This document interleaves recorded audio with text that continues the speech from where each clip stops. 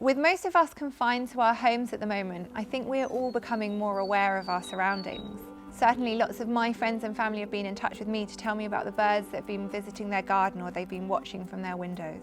In 2015, I co-founded a birdsong recognition app called Warblr that allows you to use your mobile phone to record a bird, and then it uses machine learning to tell you what species of bird you've just heard.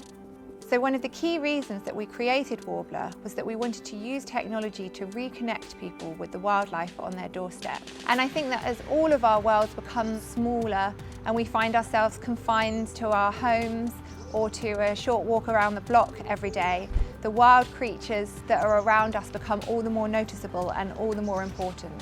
So in terms of how you can encourage more birds in your area, one of the obvious ways that you can do that is by feeding them. You can, of course, get a bird table if you've got a garden, or if you don't have a garden, you can actually get bird feeders that have little suction cups that attach to a window. And I actually had one of these when I was studying English at Pembroke. But you don't actually need anything really to feed birds.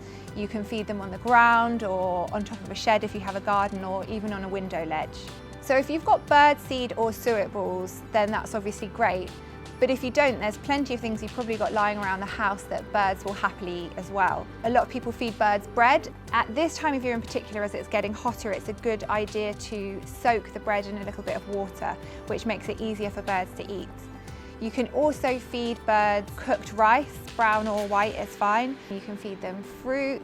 You can feed them grated cheese, because although birds can't digest dairy, they can digest fermented dairy. Potatoes are good as well, cooked potatoes, mashed potatoes, baked potatoes, and birds also particularly love pastry if you've got any of that left over. So, of course, the other thing that birds need to survive is water, and they need this to drink, but they also need it to bathe. And if you haven't got a bird bath, you can quite easily make one either from a large dish or from a flower pot stand. The most important thing is that the sides are quite shallow, so it's easy for them to get in and out. And you can put some stones in the bottom, which will help stop them from slipping. So if you're lucky enough to have a garden, another way in which you can help birds is actually by doing nothing. So allowing your garden to become a bit overgrown. Shrubs and shrubby areas, for example, can provide good shade for birds and places for them to perch. Also, if you've got a lawn, allowing the grass to grow a little bit higher and also leaving weeds can help birds quite a lot too. So, for example, dandelions and clover actually provide quite an important food source for wood pigeons and finches. I actually live in pretty much central London, in between Camden and King's Cross. And over the past few weeks, it's felt like there have been more and more birds visiting my garden. I can certainly hear them better than ever before, with less noise pollution from traffic and from planes flying overhead.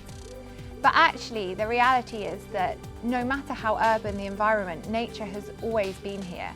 It's just that now we've got more time and space, and we're actually starting to let it in.